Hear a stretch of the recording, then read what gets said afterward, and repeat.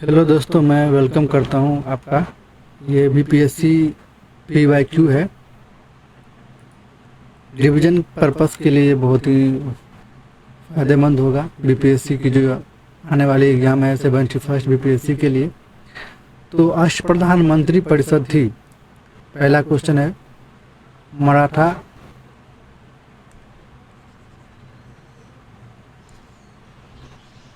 मराठा प्रशासन में मराठा प्रशासन में इसकी जो है गठन जो था इसका 1674 ईस्वी में किया गया था।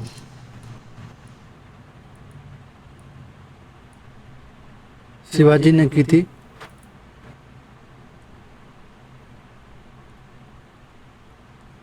और अष्ट प्रधान के प्रमुख जो और भी थे इसमें, पेशवा प्रधानमंत्री को कहा जाता था। अमत या मजूमदार वित्त मंत्री को कहा जाता था। पंडित राव उच्च पुजारी आंतरिक धार्मिक मामलों का प्रबंधन। सुमंत दबीर विदेश मंत्री। वकिया नवीस गृह मंत्री। सचिव शाही आदेशों को तैयार करना। सर ए नौबत या सेनापति प्रधान सेनापति।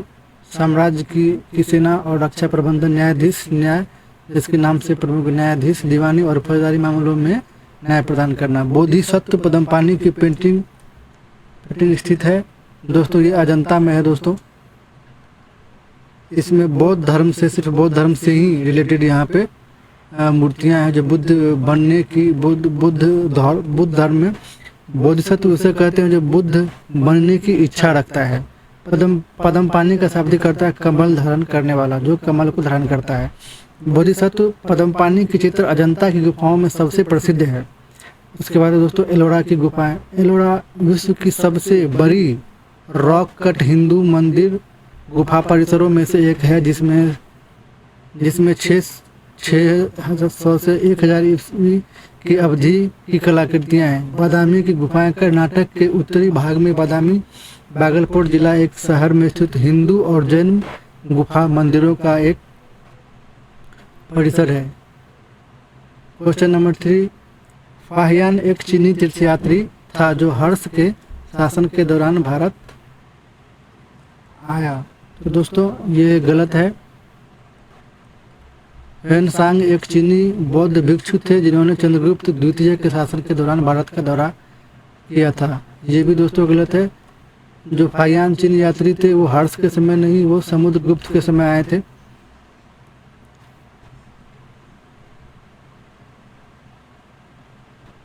ये चंद्रगुप्त द्वितीय के शासनकाल में भारत आया 5वीं सदी के प्रारंभ में। उसने फुकोकी की रचना की जिसमें गुप्त काल में भारत के सामाजिक, आर्थिक एवं धार्मिक स्थिति पर प्रकाश डाला गया है। ह्वेनसांग 629 ईस्वी में यह हर्षवर्धन के समय भारत आया। सियुकी की इसने रचना की। इसमें ह्वेनसांग ने तत्कालीन 138 तत्कालीन देशों राज्यों का विवरण प्रस्तुत किया है। उसने हर्षकालीन राजनीति के साथ साथ धर्म, रीति रिवाज एवं समाज का वर्णन किया है। वाटर्स के अनुसार वह भारत को इनटू अर्धचंद्राकार नाम देता है। क्वेश्चन नंबर 4 दोस्तों, चरक जो थे एक चिकित्सक थे दोस्तों। इसके साथ होगा ब्रह्मगुप्त एक गणितज्ञ थे दोस्तों। वराहमिहिर ज्योतिष और विशाखादत्त एक नाटककार हुआ करते थे। तो 5वां सवाल देखेंगे, नाथ पंथियों, सिद्धों और योगियों ने भक्ति धर्म को किस क्षेत्र में लोकप्रिय बनाया? तो डी, उत्तर भारत। नाथ पंथियों, सिद्धों और योगियों ने भक्ति धर्म को उत्तर भारत में लोकप्रिय बनाया। नायनार तमिल कवि संतों ने 5वीं से 10वीं शताब्दी के दौरान दक्षिण भारत में भक्ति आंदोलन के प्रचार में अहम भूमिका निभाई थी, जबकि 12वीं शताब्दी के प्रारंभ में रामानंद द्वारा आंदोलन दक्षिण भारत से उत्तर भारत में लाया गया। चैतन्य महाप्रभु, नामदेव, तुकाराम, जयदेव आदि ने भक्ति आंदोलन को अधिक मुखरता प्रदान की। आदि शंकराचार्य 11 मई 788 ईस्वी को आदि शंकराचार्य का जन्म कोच्चि केरल के पास कलाड़ी नामक स्थान पर हुआ था। उन्होंने अद्वैतवाद के सिद्धांत को प्रतिपादित किया और संस्कृत में वैदिक सिद्धांतों पर अनेक टिप्पणियां लिखी। इनके द्वारा सनातन धर्म के प्रचार के लिए श्रृंगेरी, पुरी, द्वारका और बद्रीनाथ में चारों कोनों पर 4 मठों की स्थापना की गई थी, जो आज भी हैं। भारत दैविक काल के दौरान कौन सा शहर प्राचीन मगध साम्राज्य की राजधानी के रूप में कार्य करता था? राजगृह। इसका आंसर दोस्तों राजगीर डी।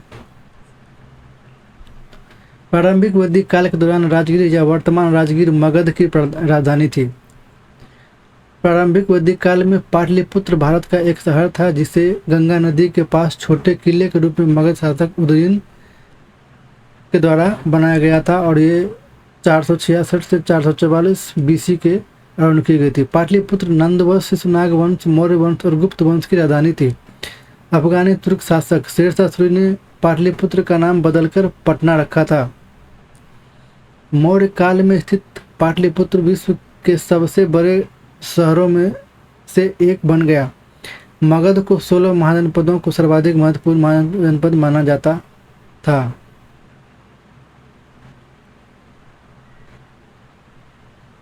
राजनीति की प्रारंभिक पुस्तक नीतिसार किसके द्वारा लिखी गई थी?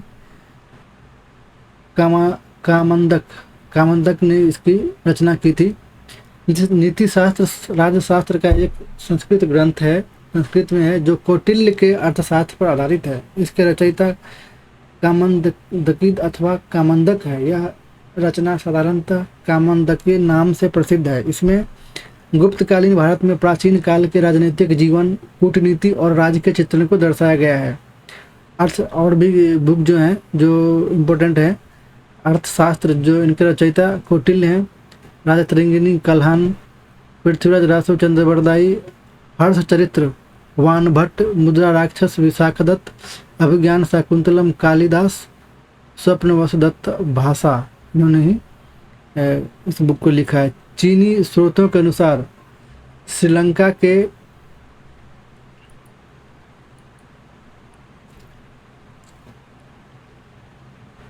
शासक मेघवर्ण ने गया में बौद्ध मंदिर बनाने की अनुमति के लिए निम्नलिखित में से किस गुप्त राजा के पास एक मिशनरी भेजा था?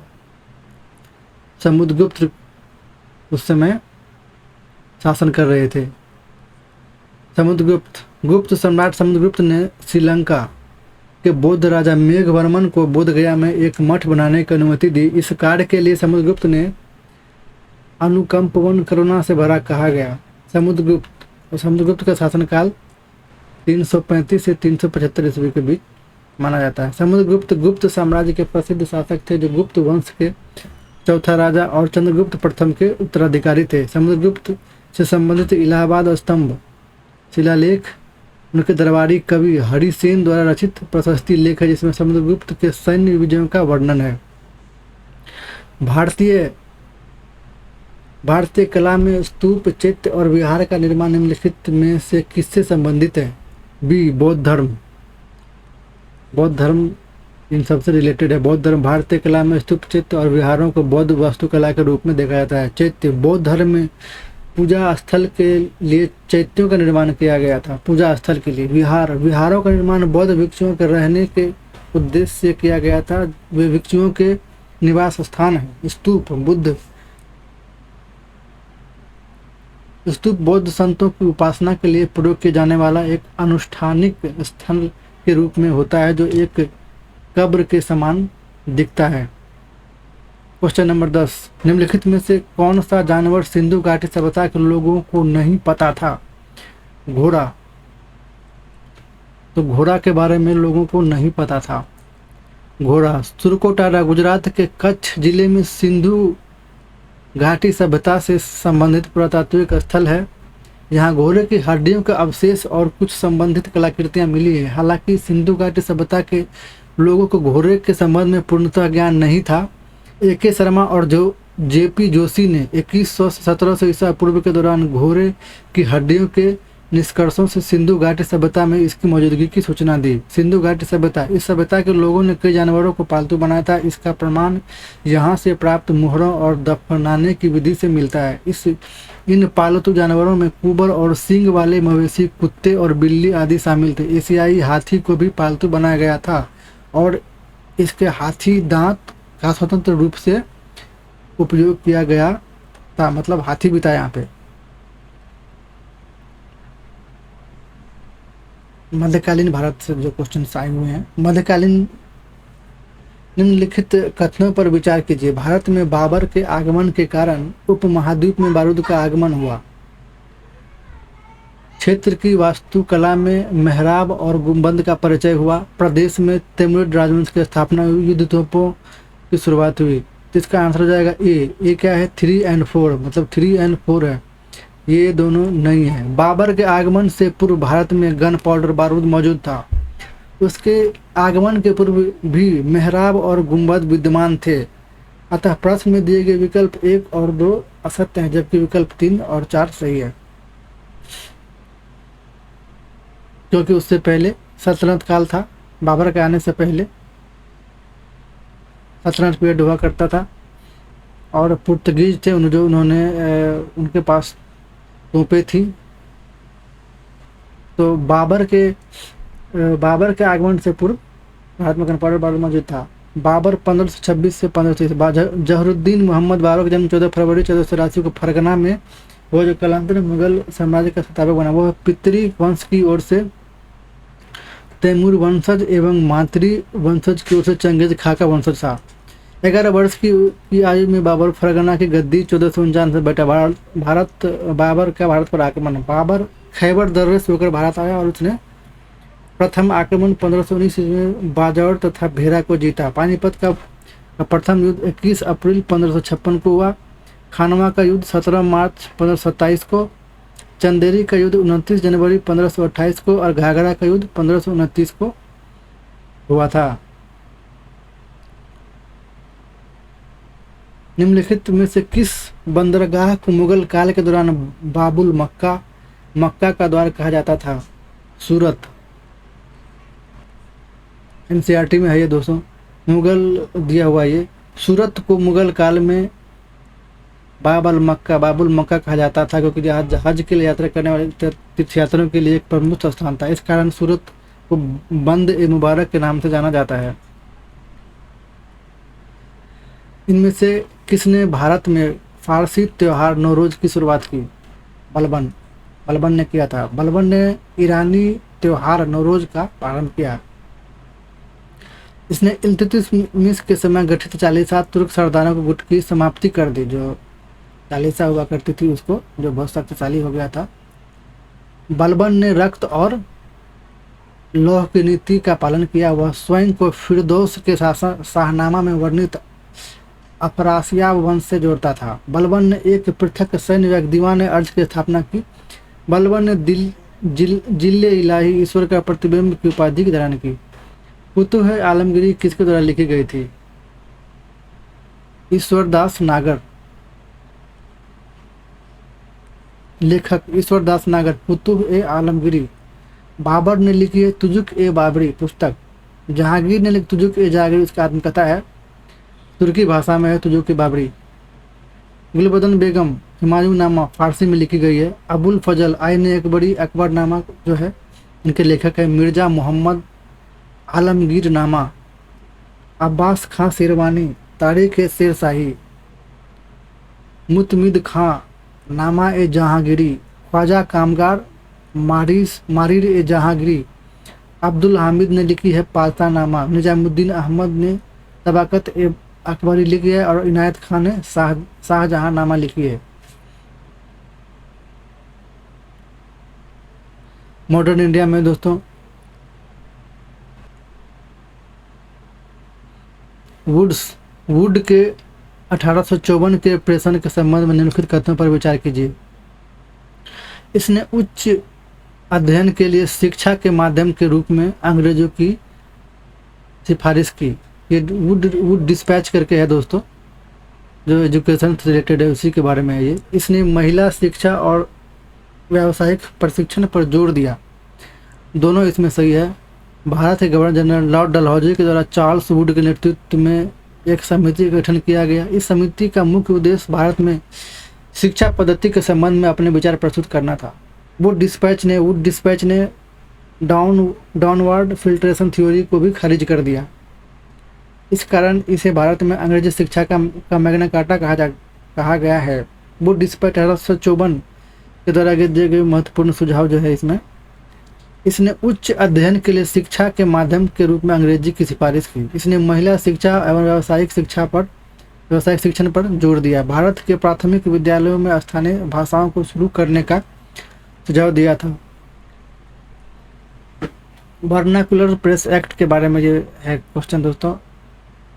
तो इसमें जो इसने लॉर्ड लिटन द्वारा अधिनियमित किया गया था। ये बिल्कुल सही है। वर्नाकुलर प्रेस एक्ट 1878 जो है इस तब की ये घटना है। इसे गैगिंग अधिनियम के रूप में जाना गया है। ठीक है। इस अधिनियम को लॉर्ड रिपन ने निरस्त कर दिया। ये भी सही है। देसी भाषा के समाज पचित, देखो इसका आंसर 1 2 3 दोनों है।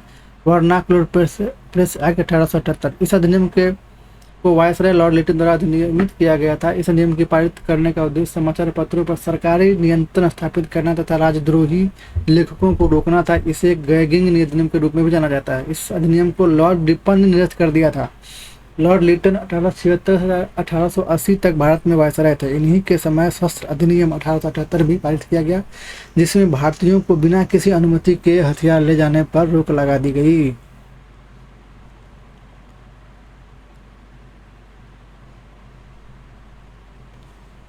लॉर्ड मायो के 1870 के संकल्प में निम्नलिखित में से कौन सा कथन सही है? तो केंद्रीय और प्रांतीय वित्त को विभाजित करने वाला यह पहला कदम था। सही है। प्रांतीय सरकारों को कुछ सेवाएं प्रशासित करने का अधिकार दिया गया। इसने मौजूदा असमानता को सुधारने का प्रयास किया। इसने प्रांतों की वास्तविक आवश्यकताओं पर ध्यान केंद्रित किया। All correct. उत्तर 1 2 3 4। लॉर्ड मायो का 1870 के अधिनियम के बारे में उपयुक्त दिए गए सभी कथन सही है।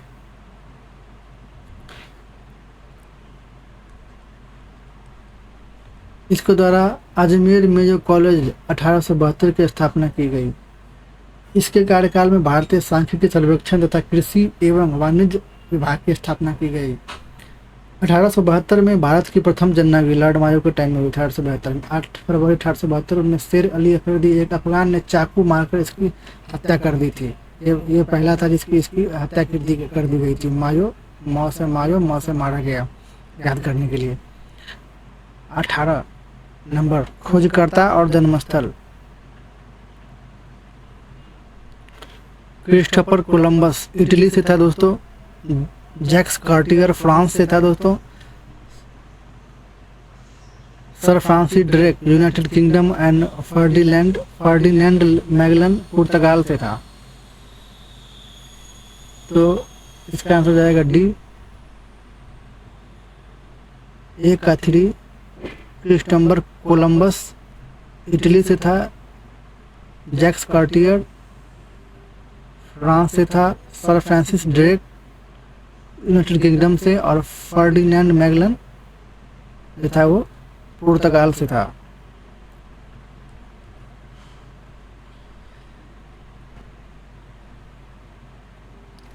भारत के स्वतंत्रता संग्राम के दौरान निम्नलिखित घटनाओं पर विचार कीजिए। होम रूल आंदोलन, सूरत विभाजन, खेड़ा सत्याग्रह, मिंटो मार्लो सुधार। तो इसमें दोस्तों देख सकते हैं कि सूरत विभाजन जो था, सूरत विभाजन ये हुआ था 1907 में हुआ था। मिंटो मार्लो सुधार 1909 में हुआ था। होम रूल 1916 की घटना थी, एनी बेसेंट। और खेड़ा सत्याग्रह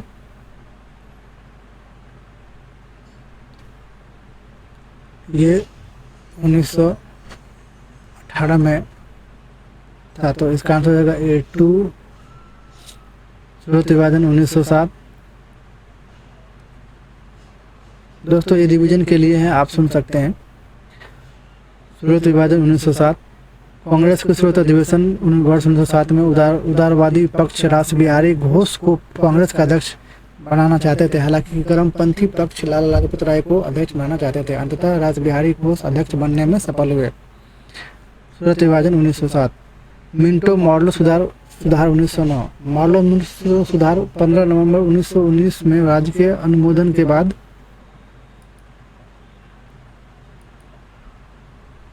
भारतीय परिषद अधिनियम 1909 के नाम से लागू हुआ। इस सुधार में मुसलमानों को पृथक निर्वाचन मंडल की सुविधा प्रदान की गई। मुसलमानों के लिए पृथक निर्वाचन मंडल की सुविधा प्रदान की गई। मिंटो मार्लो सुधार रिफॉर्म।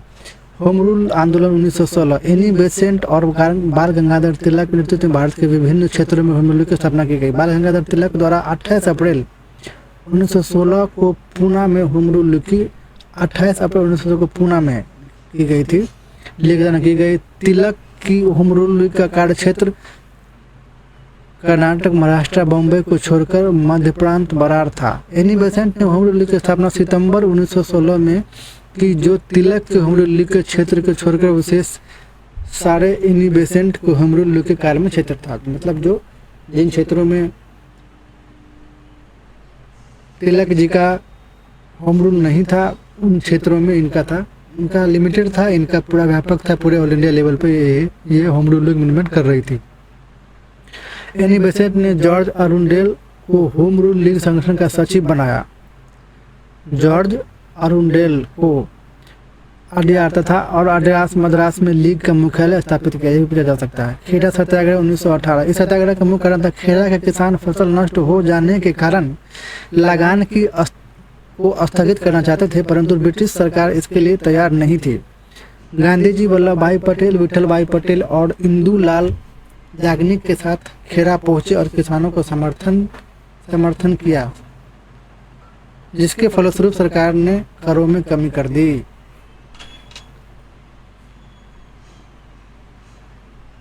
लॉर्ड लिटन निम्नलिखित में से किससे संबंधित नहीं है? Ilbert bill.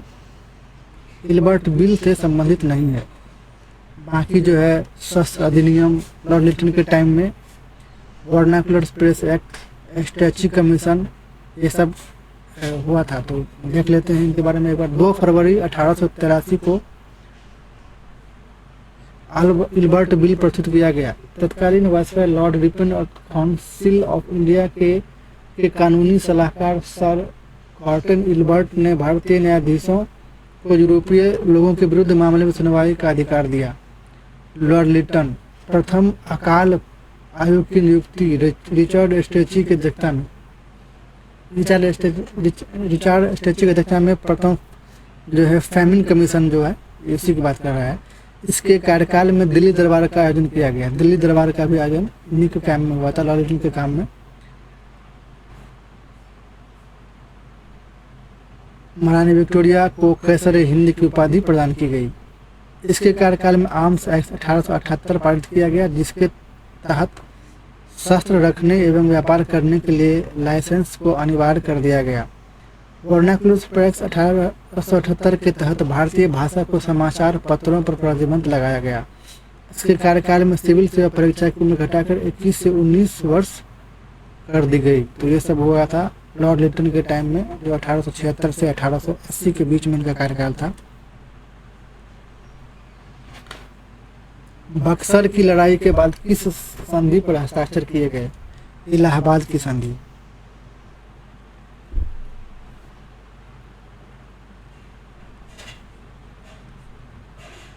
बक्सर का युद्ध ये हुआ था 22 अक्टूबर 1764 को हुआ था। मीर कासिम ने मुगल सम्राट शाह आलम द्वितीय और अवध के नवाब शुजा-उद-दौला से मिलकर अंग्रेजों के विरुद्ध एक संघ बनाया। तत्पश्चात तीनों की संयुक्त सेनाओं ने पटना की ओर प्रस्थान किया। इस सेना का मुकाबला करने के लिए अंग्रेजी मेजर हेक्टर मुनरो के नेतृत्व में बक्सर के मैदान में आ गए। 22 अक्टूबर 1764 को दोनों पक्षों के बीच युद्ध हुआ, जिसमें अंग्रेजों का निर्णायक विजय मिली। शाह आलम तथा शुजा-उद-दौला को अंग्रेजों की शरण लेनी पड़ी और मीर कासिम दिल्ली छोड़कर भाग गया। बक्सर के युद्ध के बाद रॉबर्ट क्लाइव ने मुगल बादशाह शाह आलम तथा नवाब अवध के नवाब सिराजुद्दौला से संधि की। प्रथम इलाहाबाद संधि 12 अगस्त 1765 ईस्वी को अंग्रेजों बंगाल एवं मुगलों के बीच हुई। द्वितीय इलाहाबाद की संधि 16 अगस्त 1765 को अंग्रेजों एवं अवध के बीच हुई। निम्नलिखित में से किस आंदोलन में महात्मा गांधी ने भूख हड़ताल के हथियार के रूप में सर्वप्रथम प्रयोग किया था? अहमदाबाद स्ट्राइक, जो अहमदाबाद मिल स्ट्राइक है उसी की बात कर रहा है ये। अहमदाबाद मिल स्ट्राइक, अहमदाबाद मिल मजदूर हड़ताल वर्ष 1918 में प्लेग बोनस को लेकर मिल मजदूरों और मिल मालिकों के बीच विवाद था। गांधी जी के अनशन के बाद मिल मालिकों ने 35% बोनस देना स्वीकार किया। चंपारण सत्याग्रह 17, किसानों को 3 कठिया पद्धति के अंतर्गत जमीन के 3/20 भाग पर नील की खेती करनी होती थी, जो कि कालांतर में शोषण का एक मुख्य कारण बना। राजकुमार शुक्ल के कहने पर गांधी जी ने इस मुद्दे पर चंपारण में हस्तक्षेप किया था।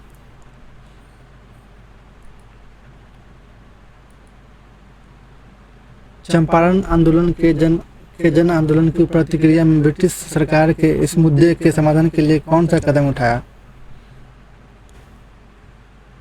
तो उस चंपारण जो आंदोलन था उसको उन्होंने चंपारण कृषि समिति की स्थापना की। उस मामले को देख करके गांधी जी उसके सदस्य थे। चंपारण सत्याग्रह 17, किसानों को 3 कठिया पद्धति के अंतर्गत जमीन के 3/20 भाग पर नील की खेती करनी पड़ती थी और यूरोपियों द्वारा तय किए गए मूल्य पर उसे बेचना पड़ता था। गांधी जी ने राजकुमार शुक्ल के आग्रह पर चंपारण में हस्तक्षेप किया और उनके सत्याग्रह के आधार पर किसानों की परेशानियां कम हुई। तत्कालीन उपराज्यपाल ने परिषद सहित चंपारण में कृषि स्थितियों की जांच करने और उसका विवरण देने के लिए एक जांच समिति करने के लिए गांधी जी को सदस्यों के रूप में नियुक्ति किया गया। 10 जून 1917 को समिति का प्रस्ताव प्रकाशित किया गया, जिसमें उनके कर्तव्य इस प्रकार निम्नलिखित: जमींदार और पट्टेदार के बीच संबंधों की जांच करना, इस विषय पर पहले ही मौजूद साक्ष्यों की जांच करना, इसमें शामिल सभी लोगों की शिकायतें दूर करने की सिफारिश देना। समिति ने जुलाई के मध्य से अपना काम शुरू किया और 3 महीने की अवधि में के बाद 4 अक्टूबर 1917 सरकार को अपनी रिपोर्ट सौंपी। इसके मुख्य रूप से निम्नलिखित सिफारिशें थी: 3 कठिया प्रणाली को समाप्त कर दिया जाना चाहिए। अगर कोई नील उगाने के लिए किसी समझौते में शामिल होता तो यह समझौता स्वैच्छिक होना चाहिए। इसकी अवधि 3 साल से अधिक ही नहीं होनी चाहिए और जिन क्षेत्रों में नील को उगाया जाना है उसका चयन करने का निर्णय किसानों पर निर्भर होना चाहिए। नील पौधों की बिक्री की दर को किसानों द्वारा निर्धारित किया जाना चाहिए। फैक्ट्रियों को तावान देने वाले किसानों को इसमें 1/4 हिस्सा वापस मिलना चाहिए। अवैध उपकार की वसूली को रोक जाना चाहिए। मिलते हैं दोस्तों नेक्स्ट वीडियो में। टाइम 25 मिनट हो गए हैं। Thank you.